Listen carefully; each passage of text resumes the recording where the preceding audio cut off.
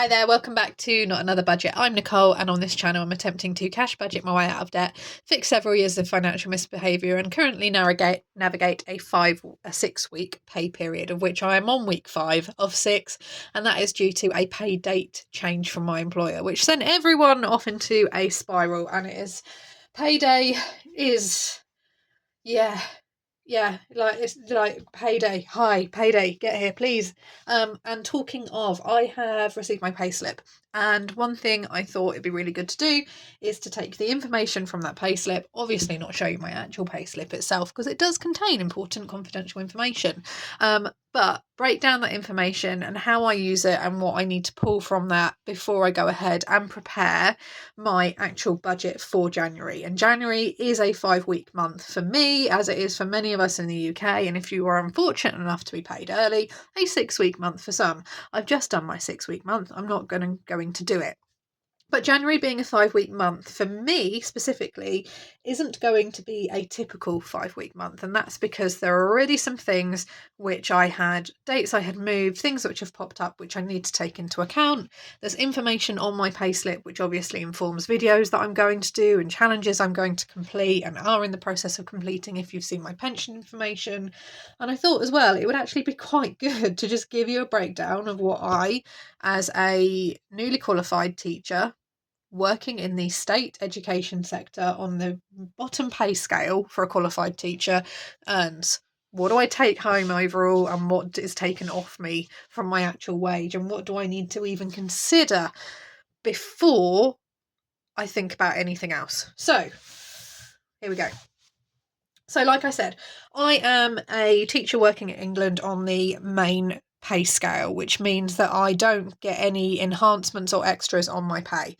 And I'm on level 1, and you're graded from 1 to 6, 1 being bottom, 6 being highest, before you can then jump up and earn even more. Now that means that I earn £31,650 per annum per year. And that is from September 2024 all the way through to September 2025, based on the academic year. Any teacher pay rises that I get that apply from September 2025 to September 2026 don't get paid onto my wages and won't get paid onto my wages until the November or December time of next year. And we will receive, because we are working within the state education sector, a percentage pay rise increase every year, even if it is just 1%. This year we received 5.5%, so my wage jumped from £30,000 up to £31,650. That means that my basic salary each month is £2,637.50, which is wonderful. It's a lovely number, but all of that doesn't land in my account. Some things happen first. I'm full-time employed, which means that I work 5 days a week on the assumption that I'm working 37.5 hours per week. I don't work 37.5 hours per week. I work closer to 60, but I'm paid for 37.5 hours. And I believe an investigation last year conducted by a newspaper, I think it was The Guardian, but please don't quote me, actually said that teachers are underpaid by an average of £15,000 a year in unpaid hours. So I'd love that additional £15,000 a year. That's how much is actually lost for what we're paid for versus what we get. My employee pension, so this is the bit that I pay, is £195.18. That's deducted off my wages, and I have a contribution of 7.4%. Now, my employer, because I work within teaching, is quite a decent pension match. So they actually pay 28.68%. That's what they contribute, which is £756.44. This is a typical month for me now on the main pay scale going forward.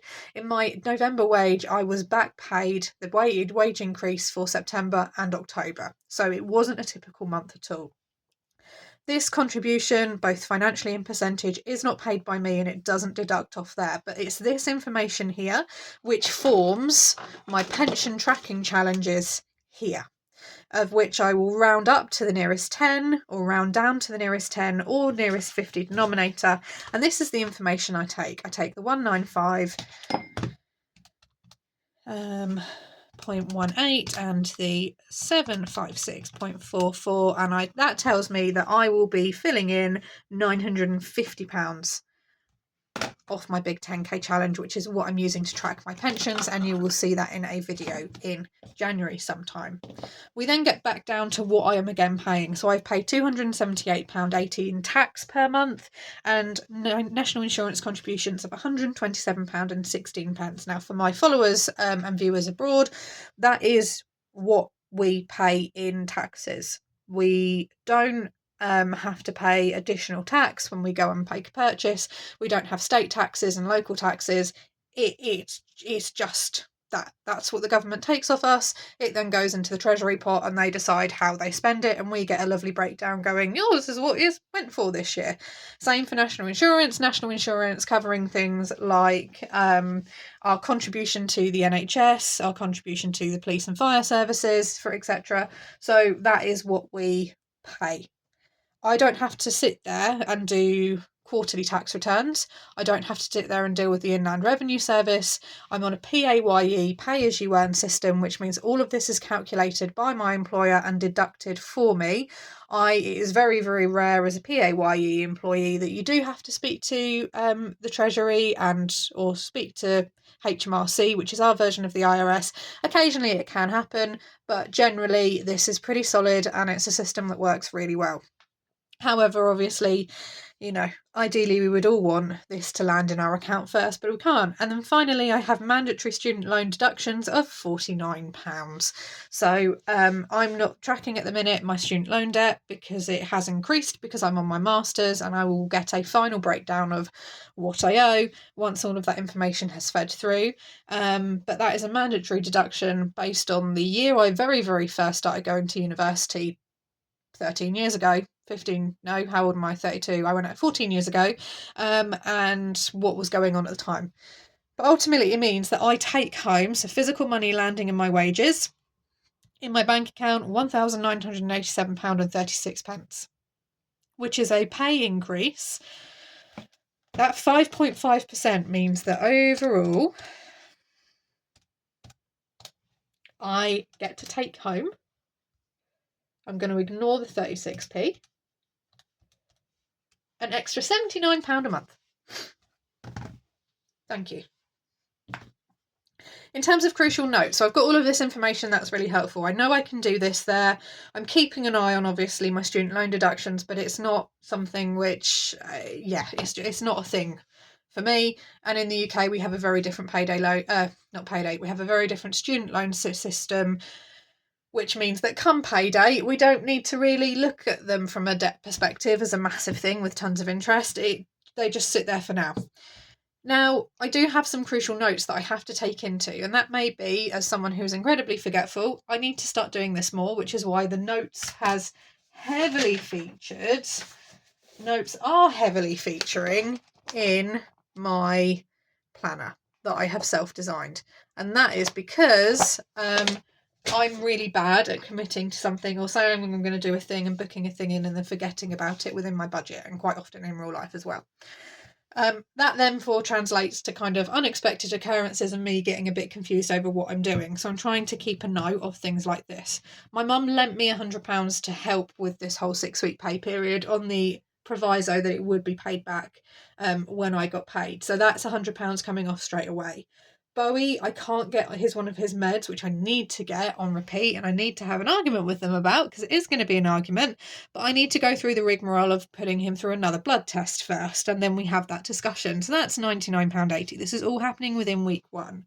I'd booked a visit with my sister to a city visit to Oxford, which we'd never been to. It's something we've said all year we're going to do, and she very kindly rearranged that during week 2 of this 6-week pay period because I couldn't justify it and I couldn't afford it, and we've rearranged it to January. Now, we are both teachers.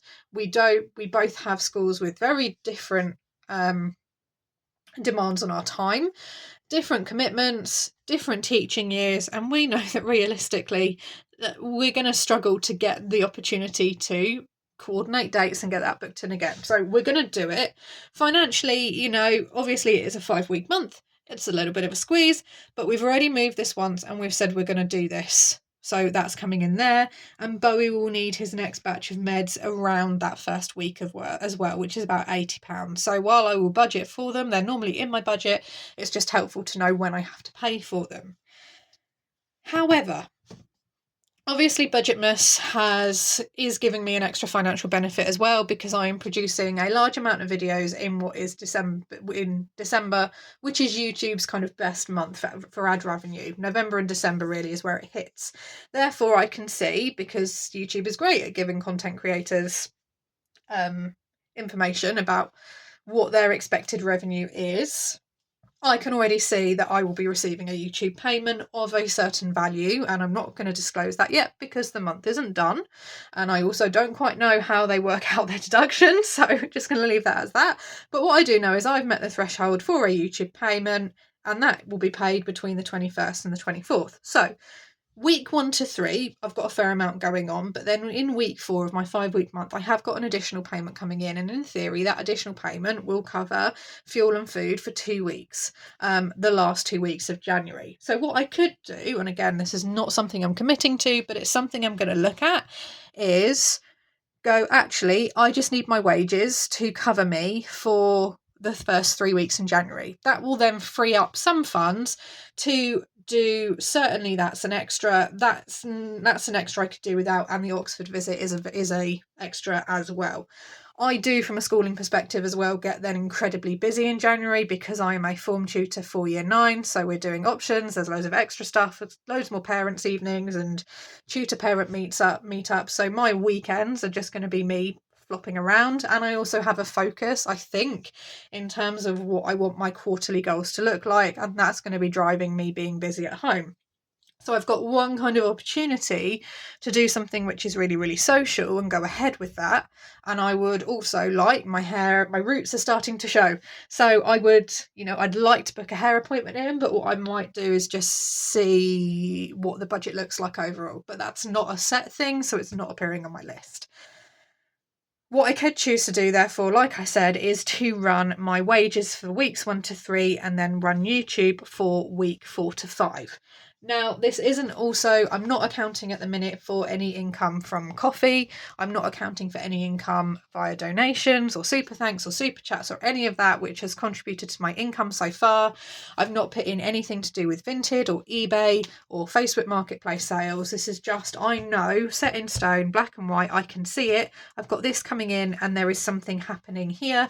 And while I do have a rough idea of the number, I'm going to hold it back for now because I've still got 9 videos at least to release. So on that basis, let's hold that for now. It means that it gives me a bit of flexibility and a little bit of, okay, things, yes, I'm moving into a 5-week month, which isn't ideal on the back of a 6-week month, because what we've not talked about is the fact that when you have to put the brakes on, when you're someone who's a spender like me, and you have to put spending brakes on, and you have to kind of have a scarcity student mindset, when you know there is an influx of money coming in, and yes, this is an influx, therefore all of a sudden you will find yourself wanting everything, wanting to buy everything, wanting to do everything, wanting to commit to everything, because you've had to cut and you've had to stop and you've had to hold the reins back, particularly at a really consumer driven, marketing heavy, buy, offers on everything, sales on everything, discounts on everything. If you are a spender, and I hold my hands up and say I am, sometimes it's great that I can get excited about stuff, but equally it can be a really big challenge around time like this, which is why I am keeping the Oxford visit in there and we're not rearranging, because hopefully that experience, which is done early and close to my payday, will allow me to just get that, I'll feel like I've done something. It's the reward for this 6-week period of waiting. It's the reward for that 6-week period of putting the brakes on. It's a reward for me cancelling things and compromising on plans and taking Christmas right up to the wire and causing myself a lot of stress, because I don't like doing that. coincided with, and I now need to be incredibly disciplined again because it is a 5-week month, even if I have got that intercept of that payment coming in week 4. So I hope you found this video useful. I hope that actually, because one thing I hate seeing is teachers are, you get paid and you get X amount of holidays a year, weeks off a year, and it's like, well, no, because actually we're not properly, we're not really. And a lot of us don't want to take on the extra responsibility of jumping up into the upper pay scale because that is its own little shitstorm, basically. That again is not worth it. So I hope that gives you a basic breakdown. Pulling whatever information I can. If you're abroad and you've not seen kind of how our deductions look, there we go. Yeah, and this will all tie into information which I'm going to take when I do my budget, which will be coming to you probably the end of this week, because we're going to move into our pre-recorded video section looking at prep shopping and stuff like that. I am therefore going to love you and leave you. I will see you tomorrow. I hope you've had a fantastic Christmas budgeting week so far, and that you've got a great Christmas week coming up for you. I'm going to love you and leave you now. Bye-bye for now.